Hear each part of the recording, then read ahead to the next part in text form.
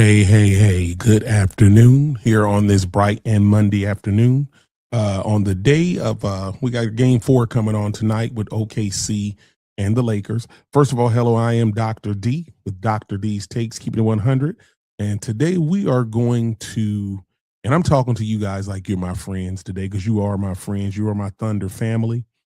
And I have pretty much had it with this whole thing where it is literally OKC versus the world right now. I'm not sure how spiritual some of you guys are, but we're living in a time where good is evil and evil is seen as it's like it's vice versa. Good is seen as bad and bad is seen as good. I'm looking at this deal with Wemby today, and this has just really got me in a sour mood. But it's all good. So I'm just looking forward, to wrapping this series up tonight, getting the Lakers out here because I'm tired of them whining too. But this whole little deal about playing Oklahoma City, saying that we're getting all of the calls and the refs favor us, I'm not even trying to hear that. And after this news about Wemby that came out today, I'm definitely not trying to hear that. So before I dive in, I want to do, first of all, I want to ask you to make sure that this is my first show as far as for the Oklahoma City Thunder, promoting our defending champs and hopefully to be back-to-back champs. And so if you would please make sure that you do like the content, because that will help me get this to where I'm trying to get it to. I want to reach as many Thunder fans nationwide as we possibly can. But we're going to dive right into this nonsense. And again, I'm going to talk to you like you're my people. And I'm going to ask you ahead of time, please excuse any tech glitches because your boy is just now diving into this. But the first thing I wanted to show you guys, check this out. I was looking online today and I saw this and I was like, okay, you really got to be kidding me. You have got to be kidding me. Anybody that saw that elbow, and here this is on YouTube, Wemby is innocent.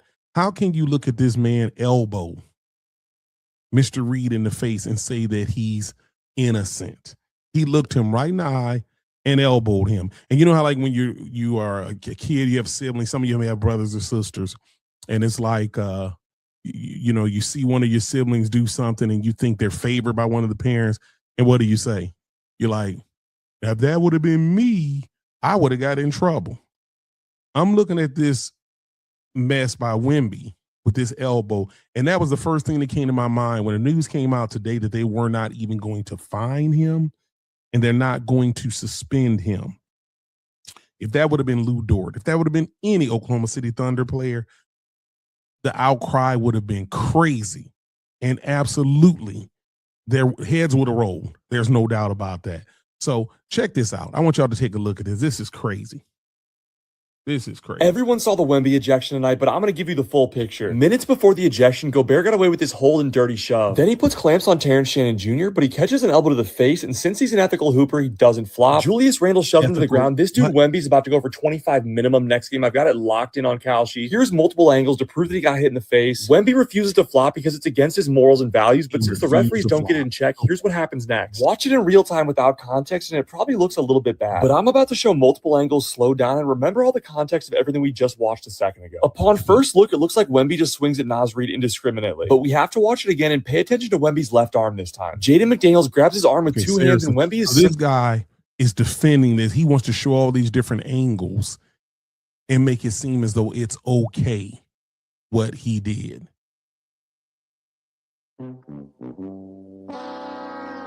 Nope.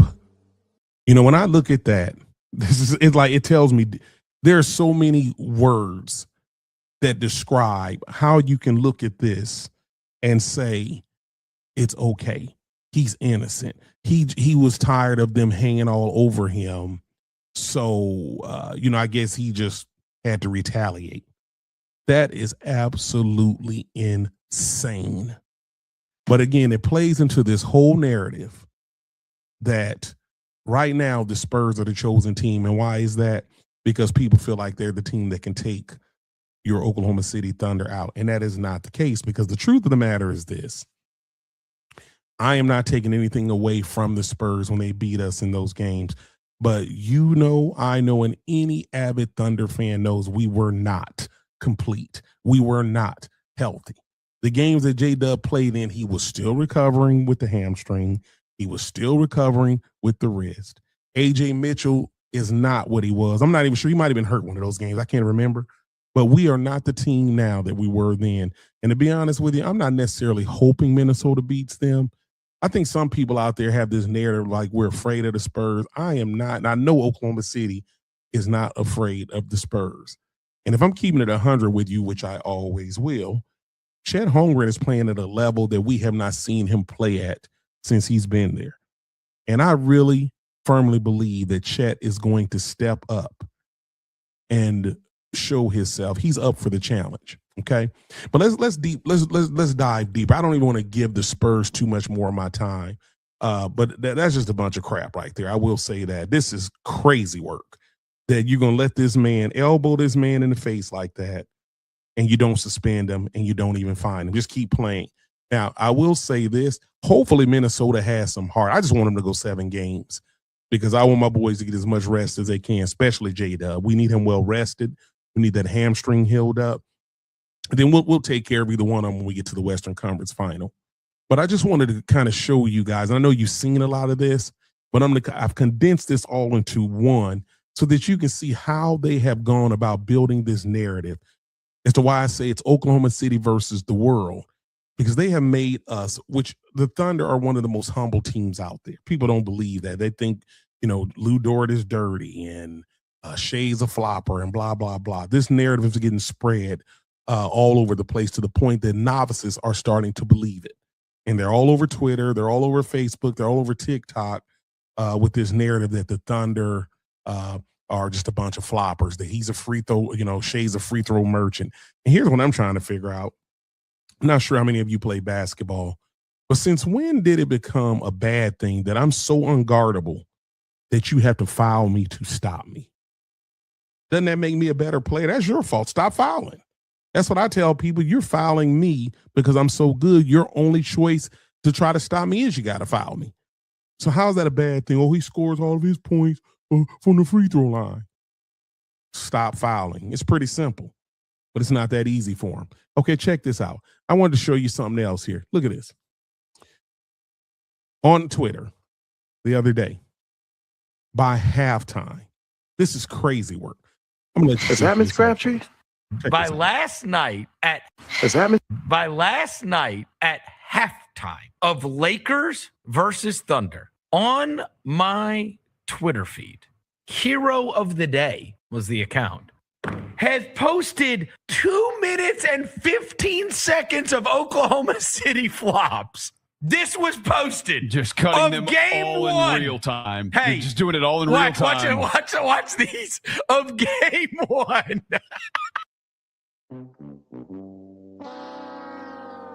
Ha, ha, ha, ha. This is the narrative they're putting out there about your Thunder. So by halftime, some loser out there has taken his or her time to put a compilation together of what they perceive to be flops, which is the most ridiculous thing ever. Now check this out. Here's the thing that kills me, because I have to admit, I engage with these people on Twitter because I'm defending our Thunder tooth and nail. And I got some folks that are following me, and we're on them. We're not going to sit back and just let them, lie on our team.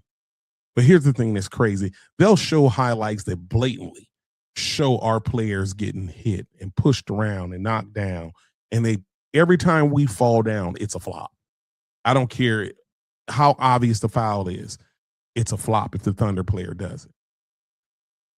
It wouldn't surprise me if they said this man at Wemby elbow flop, to be honest with you. These people are crazy out here in internet space. But it's completely ridiculous, the narrative that people are trying to build about Oklahoma City. It goes farther than that. Look at this. Here's Bickerstaff after we played after we beat Detroit's head in a couple of months ago. Coach, what do you say to your Check guys this after out. a game like this? I'm extremely proud of the way they continue to compete. I'm disgusted by the way that game was officiated. Mm-hmm. The level of disrespect was above and beyond. They have a guy fall down and trip on his own teammate's foot. Mm-hmm. They review us for a hostile act. They throw an elbow to our chest, neck area. I asked for him at least take a look at it, right? Just show us the respect to take a look at it. Okay. No one would take a look at it. Okay, the disrespect has gone far enough, and I'm not going to allow our guys to be treated the way that they were treated tonight. You're right. The disrespect has gone far enough because we are tired of it. So your team lost the game, bro. It's that simple. It was not the refs that took that game from you, bro. You know, as a coach, and I mean, obviously I've never coached an NBA team, but as a coach, you know, when I coached, excuse me, there's one thing I never did, excuse me again, is I'm not going to sit there and blame the refs. Even if I thought the officials called a bad game or made bad calls, I would never sit there and look people in the eye and blame my team's loss on the referees. These sorry NBA coaches have started to actually get in their press conferences and stare you in the eye and tell you it was the ref's fault. That, you know, Oklahoma City, they foul every play. I mean, they're talented, but they foul every play. Dude, go sit down somewhere. Okay, check this one out. Let's go to your boy now, Mr. JJ, fresh off his booty whooping. Check this out. You got a technical in the first half. Multiple players had really long, extended conversations with refs. What was sort of at the core of those frustrations tonight? Yeah, I mean, I sarcastically said the other day they were the most disruptive team without fouling. I mean, they have a few guys that foul on every possession, and all the good defenses do. You know, SGA gets like I don't even know, a touch foul, I guess, on the drive. There was a stretch where 4 straight possessions, our guys got absolutely clobbered trying to make an entry pass to Jackson, and Jalen Williams is grabbing his jersey with both arms. That's a turn. Like, they're hard enough to play. They're hard enough to play. You've got to be able to just call it if they foul, and they do foul. Yeah. So why is it the Lakers average more free throws than Oklahoma City, sir? I wish I could be a media person in that room, because a lot of the things they're arguing about, the data does not support that. Luka shot more free throws than Shea this year. Why are they not calling him the free throw merchant? Help me understand it. Make it make sense. Denny Abaja for Portland shot more free throws than SGA. Make it make sense. Why is he not the free throw merchant? Oh, I forgot, because he doesn't play for Oklahoma City. You're defending champions. Whether you like it or not, there's nothing you can do about it. We're too doggone good. But again, here's where your coaches, because they can't beat us, what do? They whine about the refs. Oh, it doesn't stop there. There's more. I could go on and on. I'm going to give you one more. Check out Mr. Finch from Minnesota. It's so frustrating to play this team because they foul a ton. You know, they really do. They foul all the time. And then, you know, you can't really touch Shea. And it's a very frustrating thing, and it takes a lot of mental toughness to try to play through it. And, you know, we just eventually were able to get downhill and force the issue ourselves, and we're rewarded for it. It's so frustrating to play this team because they foul a ton. Yeah, we foul a ton. It's so frustrating. We foul a ton, and you can't even touch Shea. I'm not sure if you guys have paid attention to this, but these folks are online just like we are. These refs, they hear all of the noise from the outside. Shea, in my opinion, gets pummeled so many times, and they don't call the foul. Matter of fact, a few games ago, I loved it. You know it's getting to Shea, and as humble as he is, you saw him getting up. They knocked the mess out of him, and he scored the basket and got up yelling, "I don't need it. I don't need it." Basically saying, "I don't even need you to make the call. I know what you're doing. I know you're hearing outside noise." It's crazy. Austin Reeves, who you saw in one of the highlights with the Lakers. Now, I know he's an Oklahoma Sooner, so I might lose some of you here, but I'm going to tell you what, he is pretty much entering the level of Luka and LeBron as far as one of the biggest freaking crybabies, whine babies, annoying brats to step on a basketball court. And I would like to think maybe he's been influenced by those guys, because this man, I can't wait to eliminate the Lakers. I'm really sick of looking at his face whining and crying after every freaking call. Austin Reeves, he's a great player. But, I mean, he has allowed those guys to influence him to becoming what he's becoming. And that's just a big whine baby. It's really frustrating to watch the attack on a team that is humble as your Oklahoma City Thunder is. It's just crazy. Check this one out.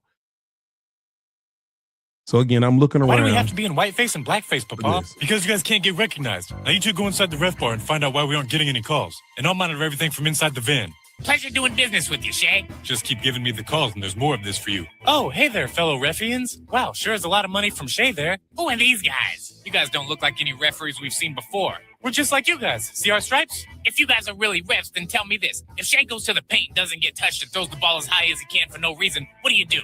Easy. Let the game keep going. These guys aren't refs. Get him. Papa, we've been compromised. We need help. No, don't be in my mouth. Crap, what do I do? Ha, ha, ha. Laugh, laugh, laugh. No, they deserve the button too.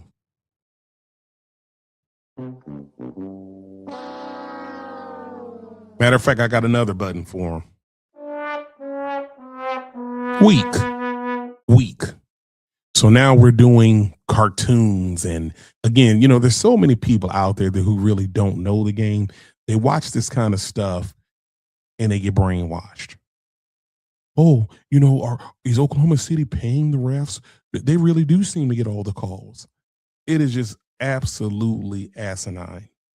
And, you know, I've never been a big LeBron fan. I mean, I give him credit for his talent. But the fact that he would sit there and almost supervise all of the team gathered around the refs after that game the other day, after the game is over, arguing at the ref, blaming the refs,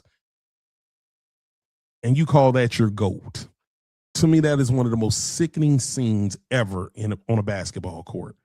You lost the game, and you're going to really sit there and try to bully the refs after the game is over. And the funny thing about it is our players are sitting in the distance looking at them laughing.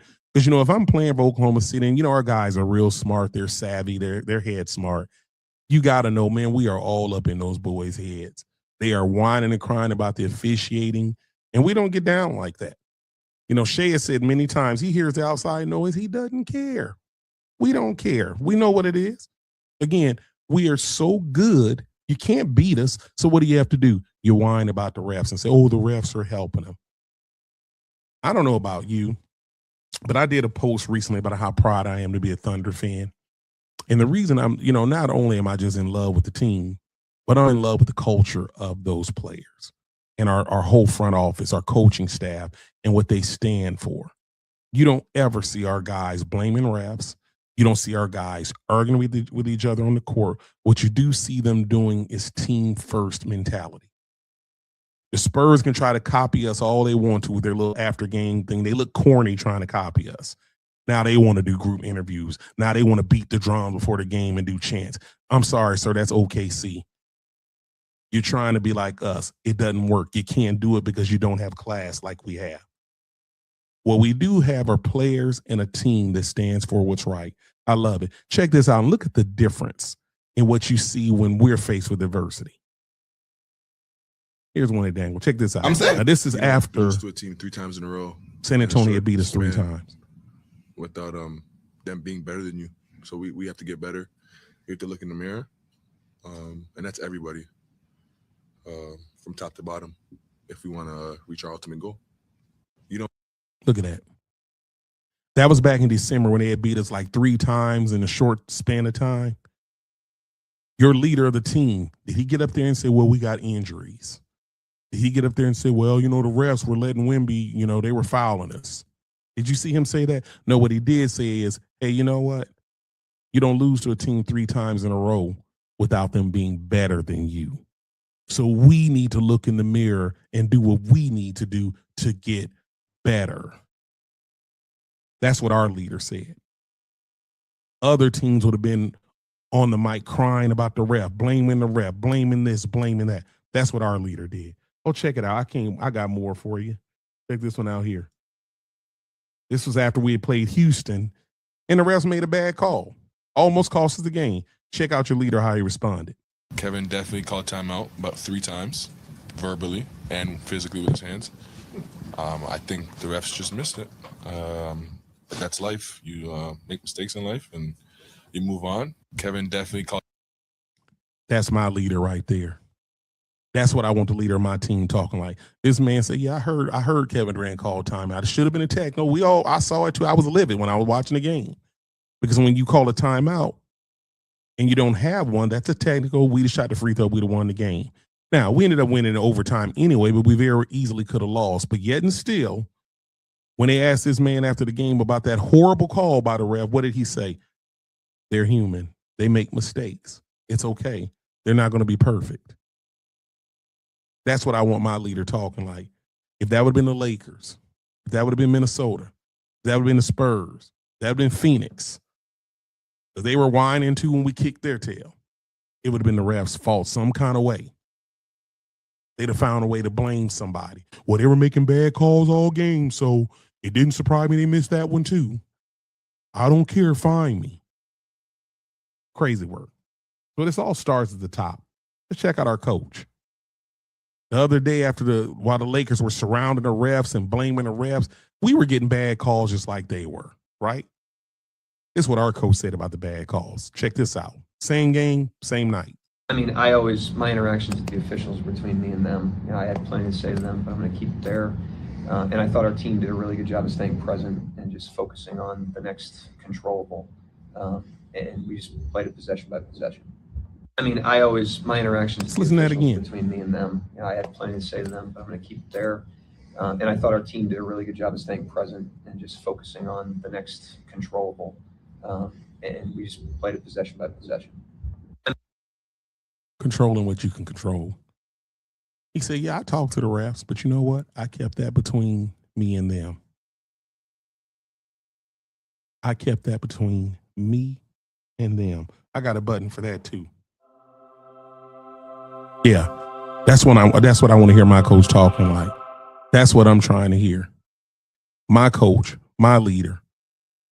Said, yeah, I had some things to say to the ref, but that's not for you to know. That's between me and them. I have respect for the job they're doing.